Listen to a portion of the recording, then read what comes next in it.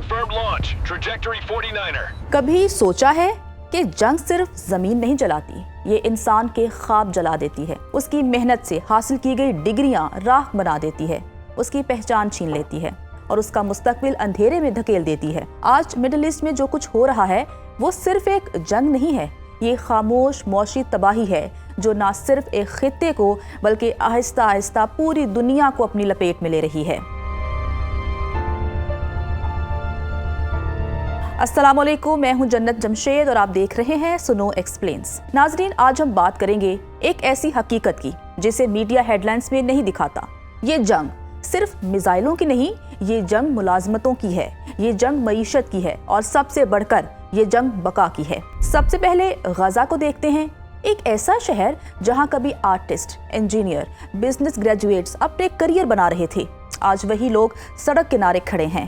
کوئی mobile charge کر رہا ہے، کوئی پانی بیچ رہا ہے، کوئی صرف ایک دن گزارنے کے لیے کام کر رہا ہے، کیونکہ جنگ نے ان کی معیشت کو ختم کر دیا ہے۔ اعداد و شمار بتاتے ہیں کہ غزہ میں بے روزگاری 80 سے 90% تک پہنچ چکی ہے اور پوری معیشت تقریباً کولیپس ہو چکی ہے۔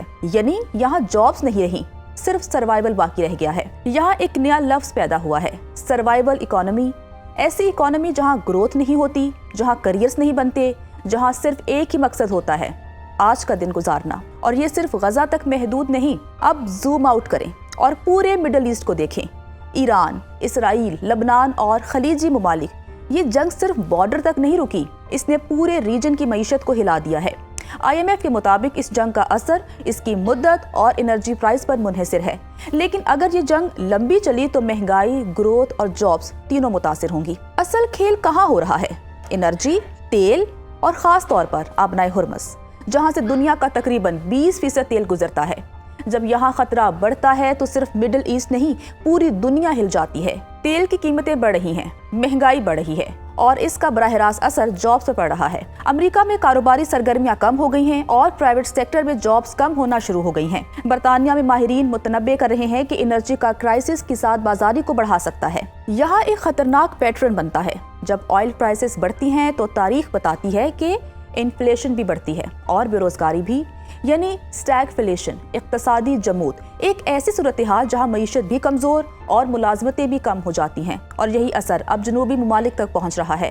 پاکستان جیسے ممالک میں فیول پرائسز بڑھ رہی ہیں، مہنگائی بڑھ رہی ہے اور عام آدمی کی زندگی مشکل ہو رہی ہے۔ لیکن کہانی یہاں ختم نہیں ہوتی، یہ جنگ صرف معیشت کی نہیں، جاب سٹرکچر کو تبدیل کر رہی ہے۔ پہلے جابز ہنر کی بنیاد پر ہوتی تھیں، تعلیم کی اہمیت تھی، اب جو ملے وہ کرو، یہ مائنڈ سیٹ بن رہا ہے۔ یہ ٹرینڈ غزہ سے شروع ہوا لیکن اب پوری دنیا میں پھیل رہا ہے۔ ورلڈ فوڈ پروگرام کے مطابق جنگ انفراسٹرکچر تباہ کرتی ہے، نوکریاں ختم کرتی ہے اور لوگوں کو بھوک کی طرف دھکیل دیتی ہے، اور یہی سب سے بڑا خطرہ ہے، کیونکہ جب جابز ختم ہوتی ہیں تو معاشرہ کولیپس ہونا شروع ہو جاتا ہے، جرم بڑھتا ہے، ہجرت بڑھتی ہے اور غیر یقینی صورتحال بڑھ جاتی ہے۔ ناظرین، اب ایک بڑا سوال، کیا یہ عارضی ہے یا نہیں؟ ماہرین کہتے ہیں اگر جنگ لمبی چلی تو یہ صرف ایک کرائسس نہیں رہے گا، یہ ایک سسٹم شفٹ بن جائے گا، جہاں مستحکم جابز کم ہوں گی، غیر رسمی معیشت بڑھے گی اور سروائیول مائنڈ سیٹ غالب ہو جائے گا۔